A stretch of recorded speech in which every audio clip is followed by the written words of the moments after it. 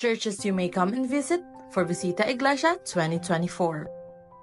Our first stop, Carmelite Monastery located at Concepcion Grande, City of Naga.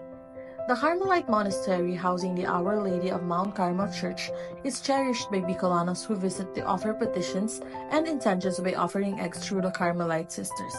Celebrating its feast day every 16th of July, one distinguishing feature of Our Lady of Mount Carmel Church is its commitment to preserving solemnity by refraining from accommodating wedding rites and focusing solely on regular masses.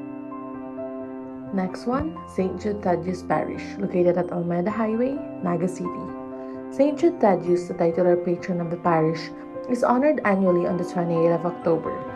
The formal establishment of the parish and the appointment of its parish priest occurred on June 28, 1997. And finally, Our Lady of Immaculate Conception Parish, located at Rotonda, Concepcion, Pequeña, City of Naga. Established on December 8, 1964, the Our Lady of Immaculate Conception Parish has stood as pillar of faith and community for over half a century. The parish fest is celebrated annually on the 8th day of December.